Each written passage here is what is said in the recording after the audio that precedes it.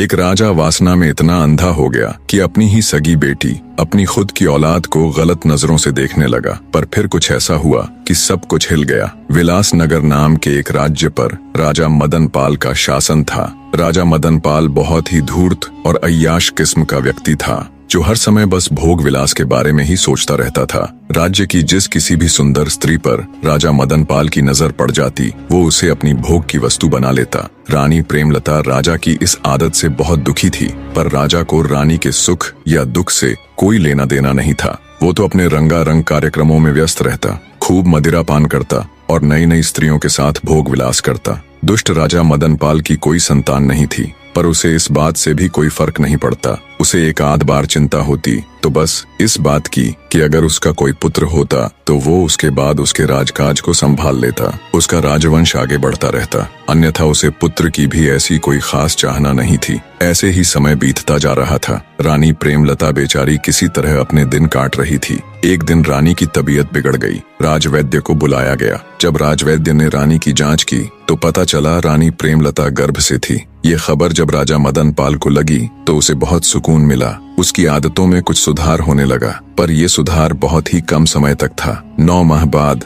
रानी प्रेमलता ने एक बहुत ही अद्भुत और सुंदर कन्या को जन्म दिया। पुत्र की राह देखने वाले राजा को जब इसकी खबर लगी तो उसके खून का पानी होते देर न लगी। उसने तुरंत रानी के पास संदेशा भिजवाया कि उसकी कोख से जन्म लेने वाली लड़की का वो कभी मुख तक नहीं देखेगा। वो अपनी बेटी को मुझसे दूर ही रखे। अगर कभी मुझे वो नजर आई तो मैं तुरंत रानी सहित उसको मृत्यु के घाट उतार दूंगा। बेचारी रानी को जब राजा का ये संदेश मिला तो वो खून का घूंट पीकर रह गई। इसके अलावा वो बेचारी और कर भी क्या सकती थी। अब रानी के पास एक सहारा था, तो वो थी उसकी नवजात कन्या। रानी को तो पुत्री के रूप में जैसे नया जीवन मिल गया था। अत्यंत सुंदर नयन नक्श वाली उस अद्भुत कन्या में तो जैसे रानी प्रेमलता के प्राण बसते थे। रानी जब भी उसको छूती, उसके दुलार करती तो उसके सारे दुख गायब हो जाते। रानी ने अपनी बेटी के अद्भुत सौंदर्य को देखते हुए उसका नाम तारावती रख दिया। उधर राजा अब पहले से भी दुष्ट हो चला था। लड़की होने के बाद तो उसने बिल्कुल ही रानी के पास जाना बंद कर दिया था। अब वो पहले से भी ज्यादा क्रूर हो गया था और खुलकर अपनी मनमानी करने लगा।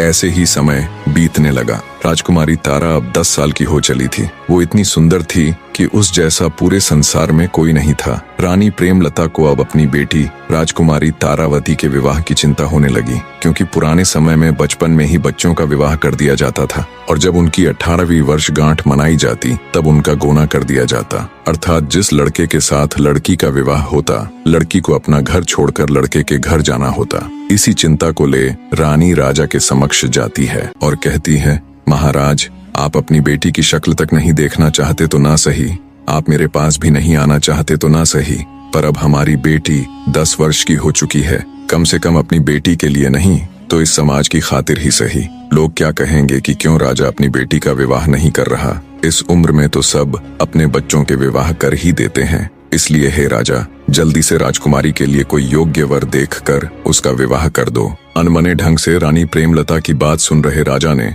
जब उनकी बातों पर विचार किया तो सोचा रानी ठीक ही कह रही है, सब क्या सोचेंगे। इसी विचार के साथ राजा ने राजकुमारी तारावती के लिए ना चाहते हुए भी वर ढूंढना शुरू कर दिया और कुछ ही दिन बाद पास के ही एक प्रतापगढ़ नामक राज्य में राजकुमारी तारावती का रिश्ता पक्का कर दिया। प्रतापगढ़ के ऊपर उन दिनों राजा धर्मपाल का शासन था।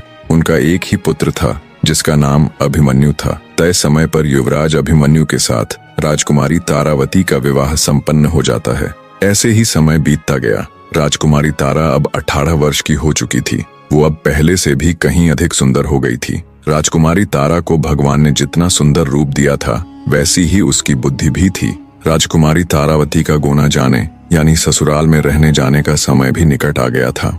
जैसे जैसे राजकुमारी के ससुराल जाने का दिन नजदीक आ रहा था, वैसे वैसे रानी प्रेमलता का स्वास्थ्य भी गिरता जा रहा था। जब रानी प्रेमलता को लगा कि वो अब नहीं बच पाएंगी और शायद बेटी के विदा होने से पहले ही वो इस दुनिया को अलविदा कह देंगी, तो रानी प्रेमलता राजा के पास जाती है और आंखों में अश्रु लिए राजा से विनती करती है, महाराज, मैं अच्छे से जानती हूँ कि आप हमारी पुत्री से नफरत करते हैं। आपने बचपन से लेकर आज तक उसे एक नजर देखना भी पसंद नहीं किया, लेकिन अब मुझे नहीं लगता मैं ज्यादा दिनों तक जीवित रहूंगी। इसलिए हे महाराज, मैं अपनी पुत्री की जिम्मेदारी अब आपको सौंप रही हूँ। जब तक उसका गोना नहीं हो जाता, जब तक वो अपनी ससुराल विदा नहीं हो जाती, तब तक आपको ही राजकुमारी का ध्यान रखना होगा और बड़ी धूमधाम से उसका गोना कर हमारी बेटी को विदा कीजिएगा। महाराज, बस आपसे हाथ जोड़कर यही मेरी अंतिम प्रार्थना है। रानी की हालत देख राजा उसका हाथ अपने हाथ में लेकर बोला, ठीक है, मैं हमारी बेटी का ध्यान रखूंगा। राजा से तसल्ली मिलने के बाद रानी प्रेमलता का देहांत हो जाता है।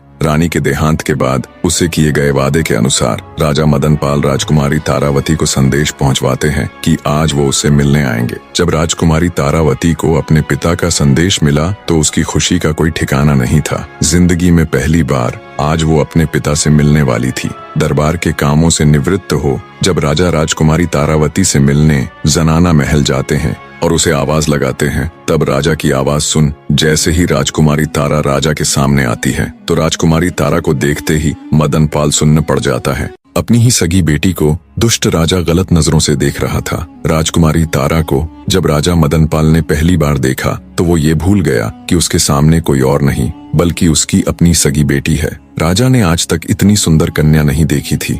मदनपाल को ये विश्वास ही नहीं हो रहा था कि सामने खड़ी ये खूबसूरत कन्या उसकी वही बेटी है जिससे वह जन्म से ही नफरत करता आया है। इतनी नफरत कि आज तक उसने उसकी शक्ल तक देखना गवारा नहीं था। पर आज जब पहली बार उसने अपनी बेटी को देखा तो अपनी सुध बुद्ध खो बैठा और बस एकटक उसे ही देखे जा रहा था। राजा मदनपाल की आंखों में पिता का प्रेम नहीं बल्कि वो दुष्ट दरिंदा था जो अपनी सारी मान मर्यादा भूलकर गंदी निगाहों से राजकुमारी को घूरे जा रहा था। राजकुमारी को देख राजा मदनपाल के मुख से एक शब्द भी नहीं निकला और वो बिना कुछ बोले चुपचाप वहां से वापस अपने शयन कक्ष में लौट आया। दुष्ट राजा वासना के वशीभूत हो अब बस राजकुमारी तारावती के बारे में ही सोचे जा रहा था। उसका दिमाग एकदम से सुन्न पड़ गया था। रह रहकर उसकी आंखों के सामने राजकुमारी तारावती का वही मुस्कुराता चेहरा आ रहा था। राजा को ऐसे ही बैठे बैठे पता नहीं कब दिन से रात और कब रात से दिन हो गया। उसके दिमाग से राजकुमारी तारावती की छवि हट ही नहीं रही थी। उसके मस्तिष्क में हजारों सवाल जवाब, हजारों तर्क वितर्क एक साथ चल रहे थे। इधर बेचारी राजकुमारी तारावती भी असमंजस में थी। जिस पिता से मिलने के लिए वो इतनी आतुर थी, जिस पिता को उसने पैदा होने के बाद अपने जीवन में आज पहली बार देखा था, पहली बार मिली थी। पता नहीं क्यों, पर उससे मिलने के बाद राजकुमारी को लेश मात्र भी खुशी महसूस नहीं हो रही थी। वो तो ये सोच सोच कर परेशान थी कि उसे उसके पिता के चेहरे पर ऐसे कोई भाव नजर ही नहीं आए कि वो अपनी उस बेटी से मिलने आए हैं जिसे उन्होंने 18 वर्ष तक नहीं देखा। उल्टा उनके चेहरे पर तो वे भाव थे जो एक लोभी पुरुष के चेहरे पर किसी सुंदर स्त्री को देखने पर आते हैं। उधर जब राजा मदनपाल को ये एहसास हुआ कि सुबह हो चुकी है तो उसने तुरंत अपने नौकर को आदेश देकर घोड़ा गाड़ी तैयार करने को कहा। आनन फानन में बावरा सा हुआ राजा घोड़ा गाड़ी में बैठ जंगल की तरफ एक साधु महात्मा के ठिकाने की ओर चल पड़ा। कुछ ही देर में राजा अपने नौकर के साथ साधु महात्मा जी के ठिकाने पर जा पहुंचा। राजा ने साधु जी को प्रणाम किया और बैठ गया। इतनी सुबह सुबह राजा को अपने पास आया देख थोड़े आश्चर्य से साधु जी बोले, कहो वत्स, आज इतनी सुबह सुबह कैसे आना हुआ? सब कुशल मंगल तो है? तब राजा मदनपाल महात्मा से बोला, हे साधु महाराज, कल रात से मैं एक छोटी सी उलझन में हूँ। राजा की बात सुन महात्मा जी बोले, बताओ वत्स, ऐसी क्या उलझन है जो तुम्हें इतनी सुबह सुबह मेरे पास खींच लाई? राजा मदनपाल बोला, प्रभु, यदि किसी ने आम का पेड़ लगाया हो, उसकी दिन रात सेवा की हो और कई वर्षों बाद जब वो पेड़ फल देने लगे तो जिसने वो पेड़ लगाया है, क्या वह उसके फल को किसी और को देने की बजाय स्वयं नहीं खा सकता? अगर वह स्वयं पेड़ के लगे फलों को खा ले तो क्या ये कोई अपराध होगा? राजा की बात सुन महात्मा जी बोले, नहीं राजन, अगर बात पेड़ के फल खाने की ही है तो इसमें भला क्या पाप हो सकता है? अपनी मनमानी कहानी बनाकर और महात्मा जी के आगे कुछ का कुछ बताकर घिनौना राजा अपने मन को तसल्ली देता है कि उसकी गंदी सोच गलत नहीं है और खुशी खुशी महात्मा जी से विदा लेकर वापस अपने महल की तरफ चल पड़ता है। राजा के साथ गए उसके नौकर भीमा को राजा की ये कहानी और उसका ये व्यवहार बहुत अजीब लग रहा था, पर राजा से कुछ कहने या पूछने की भला उसकी क्या मजाल। इधर बेचारी राजकुमारी को भी रात भर ठीक से नींद नहीं आती। सुबह होने पर वो अनमने मन से उठती है, पर अब भी कल की बातें रह रहकर उसके दिमाग में उथल पुथल मचाए हुए थी। अंततः राजकुमारी तारा ने सोचा कि कहीं ये सब उसका वहम तो नहीं, क्या पता उसके पिता ऐसे ना हो और वो ही उनके बारे में कुछ भी अनाप शनाप सोचे जा रही हो। इसी सोच के साथ राजकुमारी अपने पिता से बात करने का निर्णय लेती है और जब उनके निवास स्थान पर जाती है तो राजा को वहां नहीं पाती, क्योंकि राजा उस समय जंगल में महात्मा जी के पास गया हुआ था। राजा मदन पाल महात्मा से मिलकर वापस अपने महल आ जाता है। काफी देर सोच विचार कर वो एक पत्र लिखता है और वो पत्र अपने नौकर भीमा को देते हुए उसे हुक्म देता है कि इस संदेश पत्र को लेकर तुम फौरन प्रतापगढ़ जाओ और राजा धर्मपाल को ये पत्र दे देना। राजा का हुक्म मिलते ही नौकर भीमा तुरंत प्रतापगढ़ के लिए निकल पड़ता है। कुछ ही घंटों का सफर कर वो प्रतापगढ़ पहुंच जाता है। राजा धर्मपाल दरबार लगाए राजसभा में बैठे थे। भीमा राजा धर्मपाल को प्रणाम कर जब राजा का दिया पत्र उन्हें देने लगता है तो राजा धर्मपाल कहते हैं, क्या संदेश लाए हो, जोर से पढ़कर सुनाओ। तो आदेश पाकर भीमा उस पत्र को राज्यसभा में पढ़ने लग जाता है, जिसमें लिखा था, प्रिय राजन, मुझे यह बताते हुए बहुत दुख हो रहा है कि मेरी पुत्री और आपकी पुत्रवधू राजकुमारी तारावती अपनी मां की मृत्यु का सदमा बर्दाश्त नहीं कर पाई और इस दुनिया से चल बसी। मैं यह सूचना आपको बहुत पहले ही देना चाहता था, लेकिन मैं खुद पहले अपनी पत्नी और फिर अपनी बेटी के खोने के कारण सदमे में था। आज भी बड़ी हिम्मत करके ये संदेश लिख पाया हूँ। हे राजन, आप राजकुमार अभिमन्यु के विवाह हेतु कोई अन्य राजकुमारी ढूंढ लीजिए। खेद के लिए आपसे माफी चाहता हूँ। राजा मदनपाल। ये खबर सुनते ही राजा धर्मपाल को बहुत बड़ा धक्का लगा, पर राजा धर्मपाल से कई गुना ज्यादा धक्का संदेश लेकर आए नौकर भीमा को लगता है। सुबह महात्मा के पास जाने वाली घटना और अब ये पत्र, उसे क और ख जोड़कर राजा के बुरे इरादे समझने में ज्यादा वक्त नहीं लगा। नौकर भीमा को जब राजा के बुरे इरादे का पता चलता है कि दुष्ट राजा अपनी ही सगी पुत्री के बारे में बहुत ही गंदे विचार पाल रहा है, तो वो तेजी के साथ अपने घोड़े को विलासनगर की ओर दौड़ा देता है। पुराने समय में जब राजा महाराजाओं का विवाह होता था, तब लड़की का पिता अपनी बेटी को धन दहेज के साथ ही नौकर चाकर भी दिया करते थे। नौकर भीमा भी ठीक उसी तरह रानी प्रेमलता के साथ विलासपुर आया था, इसलिए वो हमेशा से ही रानी प्रेमलता के प्रति वफादार रहा था। जब उसे राजा के अनिष्ट इरादों का पता चला तो वो कैसे भी करके रात होने से पहले राजकुमारी तारावती के पास पहुंचकर उसे इन सब बातों से अवगत करवाना चाहता था। वो तेजी के साथ विलासपुर की ओर बढ़ रहा था। इधर जब राजा मदनपाल के द्वारा भेजे गए संदेश की सूचना राजा धर्मपाल के पुत्र राजकुमार अभिमन्यु को लगी तो वो बेचारा एकदम सन्न रह गया। राजकुमार की हालत ऐसी थी कि काटो तो खून नहीं, जैसे उसके शरीर में प्राण ही न हो। जब आज से 7-8 साल पहले उसका विवाह राजकुमारी तारावती के साथ हुआ था, तब राजकुमार अभिमन्यु ने तारावती की एक झलक देखी। वो उसकी कजरारी आंखें, वो उसका मासूमियत से भरा चेहरा, तब से ही वो राजकुमारी के साथ अपना जीवन बिताने के सपने संजो रहा था। इन बीते वर्षों का एक एक दिन उसने यही सोचकर काटा था कि एक दिन तो ऐसा आएगा जब उसकी पत्नी यानी राजकुमारी तारावती उसके पास आ जाएगी। भारी हृदय और आंखों में अश्रु लिए राजकुमार अभिमन्यु को बिल्कुल भी यकीन नहीं हो रहा था कि उसकी पत्नी अब इस दुनिया में नहीं रही। उधर दुष्ट राजा मदनपाल ने अपनी घिनौनी योजना के तहत सभी नौकरों को छुट्टी दे दी और महल की सुरक्षा में खड़े सिपाहियों को सख्त हिदायत दी कि आज रात कोई भी महल के अंदर न आने पाए और न ही कोई बाहर जाने पाए। दिन ढल चुका था, शाम हो चुकी थी। शाम होते होते नौकर भीमा भी राजमहल के मुख्य द्वार पर पहुंच गया, पर जब वो अंदर जाने लगा तो वहां मौजूद पहरेदारों ने उसे रोक लिया और बोले, क्या तुम्हें पता नहीं कि आज महाराज ने सभी को छुट्टी दे रखी है? पहरेदारों की बात सुन एक बार के लिए तो भीमा सख्ते में आ गया, पर फिर बुद्धि से काम लेते हुए वो बोला, मुझे महाराज ने एक जरूरी संदेश देकर भेजा था और कहा था जब तुम वापस आओ तो घर जाने से पहले मुझे सूचित करना। मैं तो बस उन्हीं के आदेश का पालन कर रहा हूँ। भीमा की बात सुन पहरेदारों ने उसे महल के अंदर जाने दिया। भीमा आनन फानन में भागा तुरंत राजकुमारी तारावती के विश्राम गृह में गया। नौकर भीमा चुपके से राजकुमारी के कमरे में दाखिल होता है। विचारों में खोई राजकुमारी की नजर जब नौकर के ऊपर पड़ती है तो वो भड़क कर गुस्से में चिल्लाने ही वाली थी कि नौकर भीमा बोल पड़ता है, माफ कीजिएगा राजकुमारी जी, जो ऐसे अचानक बिना इजाजत के आपके कक्ष में चला आया। पर बात ही कुछ ऐसी थी कि मुझे ऐसे आना पड़ा। भीमा की बात सुन राजकुमारी थोड़ी शांत हुई और बोली, बताइए काका, ऐसी क्या बात है जो आप इस तरह मेरे कक्ष में आए? तब नौकर भीमा राजकुमारी तारा के आगे राजा के सुबह महात्मा जी से मिलने वाली बात से लेकर उनके दिए झूठे संदेश को लेकर प्रतापगढ़ जाने तक की पूरी घटना विस्तार पूर्वक कह सुनाता है और कहता है, माफ कीजिएगा राजकुमारी जी, छोटा मुंह बड़ी बात, पर जो पिता अपनी बेटी को उसके गौने के समय उसकी ससुराल न भेजकर वहां उसकी मृत्यु का झूठा संदेश भिजवाता है, उसके मन में कुछ तो बहुत ही घिनौना षड्यंत्र चल रहा है। नौकर भीमा की सारी बात सुन राजकुमारी तारा के पैरों नीचे से जमीन खिसक जाती है। आगे नौकर भीमा कहता है,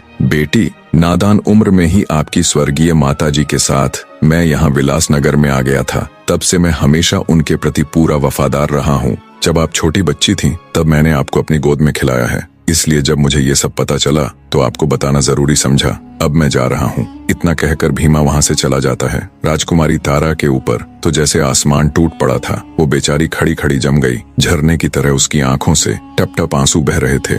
उसका दिमाग एकदम से सुन्न पड़ गया था। एक बार के लिए तो उसे ऐसा लग रहा था कि जैसे वो अपने पिता के बारे में कुछ भी अनाप शनाप सोचे जा रही है। कोई पिता इतना नीच कैसे हो सकता है? पर नहीं, उसने जैसा सोचा वो सब बिल्कुल सही था। सभी तार उसके दिमाग में जुड़ने लगे। वो खुद को उस आम के पेड़ से और अपने पिता को पेड़ के मालिक से जोड़कर देखने लगी। उसे समझते देर न लगी कि क्यों उसके दुष्ट बाप ने उसकी ससुराल में उसकी मौत का झूठा समाचार भिजवाया है। जब उसकी माँ जीवित थी तो उसने अच्छे से राजकुमारी को उसके पिता की आदतों से अवगत करवाया था, लेकिन वो इतना गिरा हुआ और इतना नीच हो सकता है, उसकी सोच इतनी गंदी हो सकती है, ऐसा वो कभी सपने में भी नहीं सोच सकती थी। कुछ देर तक राजकुमारी अचेत अवस्था में बैठी आंसू बहाती रही। फिर उसने विचार किया कि अब उसका यहाँ एक पल भी रुकना उचित नहीं है। उसका दुष्ट पिता कभी भी यहाँ आ सकता है, पर इतनी रात को वो जाएगी कहाँ? अंततः राजकुमारी ने फैसला किया कि चाहे वो कहीं भी जाए, पर यहाँ तो अब और एक पल भी नहीं रुकेगी। बड़ी हिम्मत करके राजकुमारी ने खुद को संभाला। उसने कुछ वस्त्र और कीमती जेवरात अपने साथ लिए और बिल्कुल साधारण से वस्त्र पहनकर जब वो महल के द्वार पर पहुंची तो वहां मौजूद पहरेदार उसे रोक लेते हैं। कौन हो तुम और अंदर क्या कर रही थी? आज तो महाराज ने सबकी छुट्टी कर रखी थी ना। पहरेदारों की बात सुन राजकुमारी तारावती ठिठक कर रुक जाती है। पहरेदारों के रोकने पर हिम्मत करके राजकुमारी बोली, मेरा नाम सुलोचना है, मैं राजकुमारी जी की सेविका हूँ। आज उनकी तबीयत कुछ ठीक नहीं थी तो उन्होंने मुझे रोक लिया था। चूंकि अब वो थोड़ा ठीक महसूस कर रही है तो उन्होंने मुझे ये कहकर भेज दिया कि तुम तुरंत अपने घर चली जाओ, क्योंकि आज राजा महाराज ने सभी नौकरों की छुट्टी कर रखी है। अगर तुम यहाँ रुकोगी तो उनके आदेश की अवहेलना होगी। नौकरानी बनी राजकुमारी की बात सुन पहरे पर खड़े पहरेदारों को विश्वास हो गया तो उन्होंने राजकुमारी तारा को बाहर जाने दिया। पहरेदारों को चकमा दे राजकुमारी तारावती बाहर तो आ गई, पर अब उसके सामने उससे भी बड़ी समस्या ये थी कि आखिर इतनी रात को वो कहाँ जाए। थोड़ी दूर चलने पर राजकुमारी को एक खंडहर नुमा घर दिखाई दिया। राजकुमारी तारावती ने सोचा, आज की रात यही काट लेती हूँ, सुबह होने पर ही कहीं जाऊंगी। इसी सोच के साथ राजकुमारी उस वीरान पड़े घर के अंदर जाकर एक जगह बैठ गई। उसे अपनी किस्मत पर रोना आ रहा था।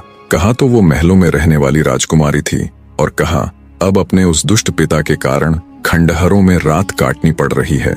ऐसे ही बैठे बैठे उसकी रात कट जाती है। जब सुबह का थोड़ा उजाला दिखा तो राजकुमारी फिर से चल पड़ती है। उसे इस बात की चिंता भी थी कि अगर उसका दुष्ट बाप उसके कमरे में आया तो उसके वहां न मिलने पर उसकी खोज शुरू हो जाएगी। इसलिए वो जल्दी से जल्दी जितनी दूर हो सके जाना चाहती थी। राजकुमारी तारा पूरी तेजी के साथ दिशाहीन आगे बढ़ती जा रही थी। इधर जब सुबह हुई तो जैसा राजकुमारी ने सोचा था वैसा ही हुआ। राजा मदनपाल सुबह होते ही उसके कमरे में आया। जब उसे वहां राजकुमारी नहीं मिली तो उसकी छाती पर तो सांप सा लेट गया। पूरे महल में राजकुमारी की तलाश की गई पर वो कहीं नहीं मिली। मिलती तो जब वो वहां होती। निराश राजा मदनपाल हाथ मलता रह गया। चलते चलते राजकुमारी तारा जब थक गई तो पास ही दिखाई दे रही एक नदी के किनारे थोड़ी देर विश्राम करने के लिए बैठ गई। प्यासी राजकुमारी जब नदी से पानी पीने लगी तो उसे पानी में अपनी परछाई दिखाई दी।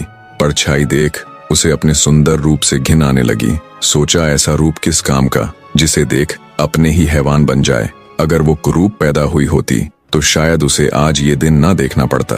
टूटी हुई आत्मा और थके हुए शरीर के साथ राजकुमारी वहीं बैठी रही। अचानक उसके मन में ख्याल आया, क्यों ना वह अपनी ससुराल चली जाए और उसके साथ जो बीता है वो सब उनके आगे बयान कर दे।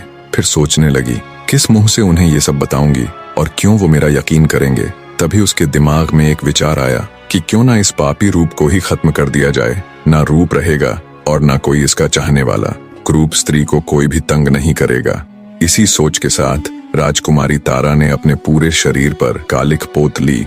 भरी जवानी में अपना ही मुंह काला करना, ये अत्यंत दुख की बात थी। ये तो वो समय होता है जब हर लड़की को सुंदर दिखने की चाह होती है, पर इस दुनिया में बैठे एक से बढ़कर एक हवस के भूखे दरिंदों से बचने के लिए राजकुमारी को यही कृत्य उचित लगा। और इसके सिवा वो बेचारी सोचती भी तो क्या। उसका इस दुनिया से मन तो तभी उठ गया जब वो अपने खुद के घर में खुद के बाप से ही नहीं बच पाई। तो अब तो फिर भी वो घर से बाहर ऐसी खुली दुनिया में थी जहाँ ऐसे ऐसे भेड़िए रहते हैं जो हमेशा किसी को भी नोच कर खा जाने की फिराक में रहते हैं। इसी सोच के साथ अत्यंत भारी हृदय से वो अपने पूरे शरीर पर कालिख पोत लेती है। राजकुमारी तारा ने पूरे शरीर पर इस तरह से कालिख पोत ली कि कोई उसे देखकर ये नहीं बता सकता था कि ये उसका असली रूप है या फिर कालिख पुता हुआ। वो ऊपर से नीचे तक अब एक क्रूप स्त्री नजर आ रही थी। राजकुमारी तारा ने जब इस हुलिये के साथ पानी में अपनी परछाई देखी तो वो भी खुद को नहीं पहचान पाई। अब जब राजकुमारी को पूरी तरह ये यकीन हो गया कि उसे कोई नहीं पहचान पाएगा, अब उसे किसी से कोई खतरा नहीं है, तो वो अपनी ससुराल जाने का निश्चय करती है। राजकुमारी ने सोचा, कहीं और भटकने से बेहतर तो यही है कि प्रतापगढ़ ही जाया जाए। कम से कम वहां अपने पति को तो रोज देख लिया करेगी। अब उनके सिवा इस दुनिया में उसका है ही कौन। हाँ, ये अच्छा विचार है। इससे मैं उनके पास भी रह लूंगी और अपने परिवार की सेवा भी कर लूंगी और किसी को कुछ पता भी नहीं चलेगा कि मैं कौन हूँ, और ना ही मुझे किसी को यह घिनौना सच बताने की जरूरत पड़ेगी। इन्हीं विचारों के साथ राजकुमारी तेजी से अपनी ससुराल यानी प्रतापगढ़ की ओर बढ़ रही थी। तभी उसे रास्ते में एक गाड़ीवान दिखाई दिया। राजकुमारी तारावती कुछ धन के बदले उसकी गाड़ी में बैठ गई। शाम होते होते राजकुमारी तारावती प्रतापगढ़ पहुंच जाती है। जब वो महल के मुख्य द्वार पर जाती है तो पहरेदार उसे रोक लेते हैं। काली कलूटी बदसूरत स्त्री को देख बोहें चढ़ाते हुए पहरेदार बोले, कौन हो तुम और अंदर कहाँ चली जा रही हो? पहरेदारों की बात सुन राजकुमारी तारा ने विनती की कि वो एक दुखियारी स्त्री है जो दर दर भटकते हुए बहुत दूर से सिर्फ राजा साहब से मिलने आई है। उसकी हालत देख उसे एक भिखारिन समझ महल के पहरे पर खड़े पहरेदार उसे धमकाकर वहां से भगा देते हैं।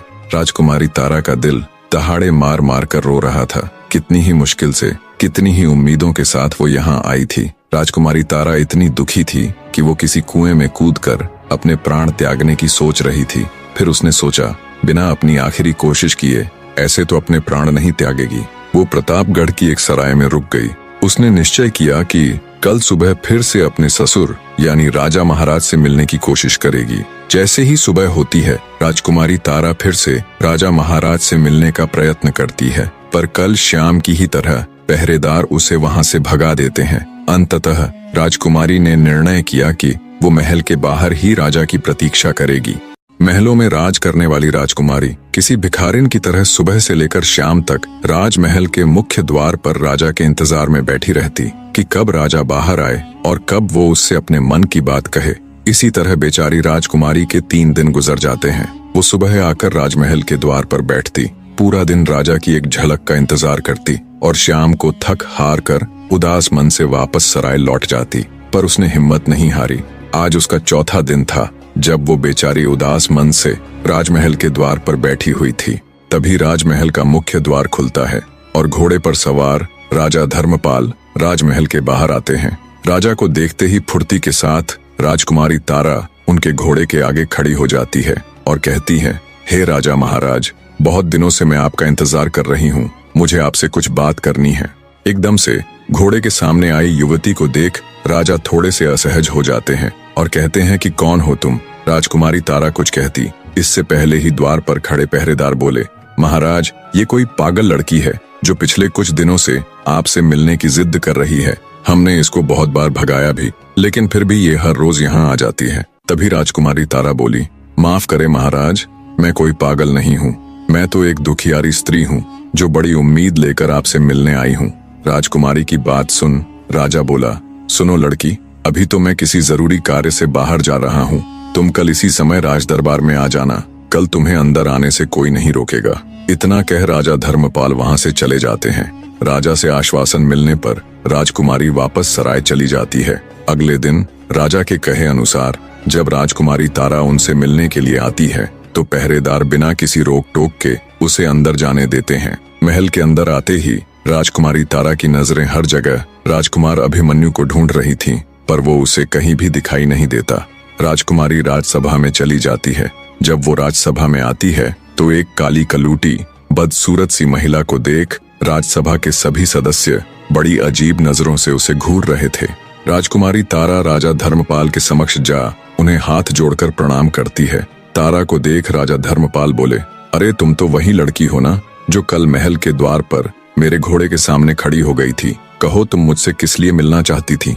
राजा की बात सुन राजकुमारी तारा बोली, महाराज मेरा नाम चंदा है। मैं पास के ही राज्य से बड़ी उम्मीद लेकर आपके पास आई हूँ। आपके बारे में बहुत सुना था कि आप बड़े नेक और दयालु हैं। महाराज मेरे परिवार में कोई नहीं है, एक माँ थी, वो भी मुझे छोड़कर चली गई। अब मेरा कोई नहीं है, आप मुझे कोई भी काम देकर नौकरी पर रख लीजिए। तारा की बात सुन राजा धर्मपाल ने एक बार उसे गौर से देखा और बोला, मेरे पास नौकरों की कोई कमी थोड़े ही न है जो मैं किसी दूसरे राज्य की बदसूरत सी दिखने वाली लड़की को अपने राजमहल में नौकरी पर रखूंगा।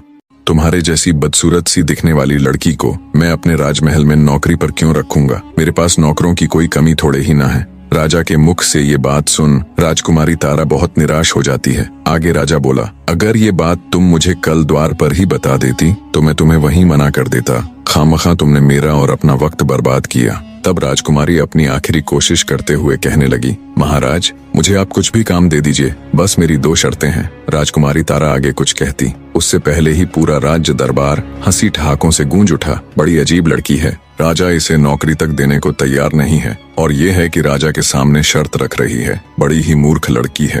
राजकुमारी की शर्त वाली बात सुन राजा धर्मपाल भी आश्चर्य से भर गया और उत्सुकता के साथ बोला, अच्छा बताओ तो तुम्हारी वे कौन सी शर्त है? राजकुमारी बोली, महाराज पहली ये कि मुझे अपने काम के बदले बस 2 वक्त की रूखी सूखी रोटियां ही चाहिए, क्योंकि इससे ज्यादा की मुझे जरूरत भी नहीं है, इसलिए आप इसे मेरी पहली शर्त ही मान सकते हैं। राजा ने सोचा बड़ी बेवकूफ लड़की है, एक तो काम के बदले सिर्फ सूखी रोटियां मांग रही है और दूसरा उसे शर्त का नाम भी दे रही है। राजा उसकी मूर्खता पर मन ही मन मुस्कुराया और बोला, अच्छा ठीक है, अपनी दूसरी शर्त बताओ। राजकुमारी तारा बोली, महाराज मेरी दूसरी शर्त ये है, अगर मुझसे कोई गलती हो जाए, कोई भूल हो जाए तो आप मुझे नौकरी से नहीं निकालेंगे, भले ही मेरी गलती के बदले मुझे कोड़े मारने की सजा दे दीजिएगा। इतना कह राजकुमारी तारा घुटनों पर बैठकर राजा के सामने गिड़गिड़ाने लगी और बोली, महाराज मुझ अनाथ पर दया कीजिए, अब आप ही मेरी आखिरी उम्मीद हो, कृपया मुझे मना मत कीजिएगा। उसको यूं गिड़गिड़ाते देख राजा धर्मपाल को उस पर दया आ जाती है। अंततः वे उसे जानवरों के बाड़े का काम दे देते हैं। राजा के पास बहुत गाय थीं, जिनको खिलाने पिलाने से लेकर उनको चराने ले जाने और बाड़े की साफ सफाई तक का सारा काम राजकुमारी तारा को सौंप दिया जाता है। उसके रहने की व्यवस्था भी पशुओं के साथ बाड़े में ही कर दी जाती है। राजकुमारी तारा अत्यंत खुश थी। जब एक नौकरानी चंदा यानी राजकुमारी तारा को बाड़े के पास लेकर जाती है तो राजकुमारी तारा को बाड़े से कुछ ही दूरी पर राजकुमार अभिमन्यु खड़े हुए दिखाई देते हैं। ऐसे अपने पति को बस कुछ ही कदम दूर खड़े देखकर राजकुमारी तारा का हृदय अंदर से उमड़ आता है। उसकी आंखों में खुशी के आंसू आ जाते हैं। एक साथ पता नहीं कितनी ही भावनाएं राजकुमारी के अंदर बह रही थीं। उसका दिल कर रहा था कि अभी भागकर अपने पति के पास जाए और उसके पैरों में गिर जाए और अपने साथ बीती पूरी व्यथा उनके आगे कह सुनाए और उन्हें बता दे कि वो मरी नहीं बल्कि जिंदा है। पर समय की नजाकत को देखते हुए राजकुमारी अपनी भावनाओं पर काबू पा लेती है और चुपचाप नौकर के साथ बाड़े के अंदर जाने लगती है। तभी राजकुमार अभिमन्यु के पास खड़े एक व्यक्ति ने हाथ से इशारा कर राजकुमारी तारा को अपने पास बुलाया। राजकुमारी तारावती धड़कते दिल के साथ राजकुमार के पास जाती है। आज पहली बार वो अपने पति को इतनी नजदीक से देखने वाली थी। जब राजकुमारी राजकुमार अभिमन्यु के पास गई तो उनके पास खड़ा उनका सेवक राजकुमारी से बोला, तेरा नाम क्या है? राजकुमार अभिमन्यु जानना चाहते हैं। सेवक के इतना कहने पर राजकुमारी तारा राजकुमार अभिमन्यु की तरफ देखने लगी। पहली बार उसने अपने पति को इतने पास से देखा था। वो अपने सुंदर नौजवान पति को आंखों में बसा लेना चाहती थी। जब उसने गौर से राजकुमार अभिमन्यु को देखा तो वो उन्हें देखती ही रह गई। उनका सुंदर रूप और हष्ट-पुष्ट शरीर, ये वही सूरत थी जिसको देखने के लिए वो इतने वर्षों तक तरसी थी, इतने कष्ट सहे थे। राजकुमारी को ऐसे एक सांस राजकुमार को घूरते देख उनके पास खड़ा व्यक्ति बोला, ऐसे क्या देख रही है? क्या तूने कभी कोई राजकुमार नहीं देखा? अपनी नजरें नीची रख। क्या तूने कभी खुद को आईने में देखा है? तू इतनी बदसूरत है, इतनी कलमुही है, अगर तू शीशे को भी देखे तो वो भी टूट जाएगा। इतना कह वो आदमी घिनौनी हंसी हंसने लगा। राजकुमारी तारा बेचारी शर्म से पानी पानी हो गई। तभी राजकुमार अभिमन्यु पास खड़े व्यक्ति की हरकत पर क्रोधित होते हुए बोले, अगर वो कुरूप है, काली है, बद्दी है, तो इसमें इस बेचारी का क्या दोष है? अरे मूर्ख आदमी, ये तो उस ऊपर वाले की बनाई रचना है। वो किसी को कैसा तो किसी को कैसा बनाता है। किसी के शक्ल सूरत का उपहास करना मतलब उस ऊपर वाले की तौहीन करना है। राजकुमार अभिमन्यु की बात सुन पास खड़े व्यक्ति का अपना सा मुंह हो जाता है। वहीं पास खड़ी राजकुमारी ने जब राजकुमार के शब्दों को सुना तो उसके दिल में राजकुमार की इज्जत कई गुना बढ़ गई। उसे फक्र हो रहा था कि वो इतनी अच्छी सोच, इतने सुंदर विचारों वाले पुरुष की जीवन संगिनी है। राजकुमारी तारा शर्माते हुए राजकुमार की तरफ देखते हुए बोली, जी मेरा नाम चंदा है। राजकुमार बोला, ठीक है चंदा, अब तुम जाओ। राजकुमारी बाड़े में आकर अपने काम में मशगूल हो गई। ऐसे ही दिन बीतने लगे। राजकुमारी की अच्छी देखरेख की वजह से गायों के दूध में भी वृद्धि होने लगी। सारी गायें अब दिखने में पहले की तुलना में अधिक सुंदर, साफ सुथरी और हष्ट पुष्ट नजर आने लगी। राजकुमारी तारा को जो भी काम सौंपा जाता वो उसे पूरा मन लगाकर करती। धीरे धीरे उससे घृणा करने वाले लोग भी उसका सम्मान करने लगे। राजा अब उसे बाड़े से हटकर अन्य काम भी सौंपने लगे। हर काम को राजकुमारी पूरी लगन के साथ करती। वो हर समय इसी फिराक में रहती कि कब उसे राजकुमार अभिमन्यु के दर्शन हो। जिस दिन राजकुमारी को राजकुमार के दर्शन हो जाते वो दिन उसका बड़ी खुशी के साथ गुजरता। ऐसे बीतते समय के साथ राजकुमारी तारा के दिन भी बड़े अच्छे से गुजर रहे थे।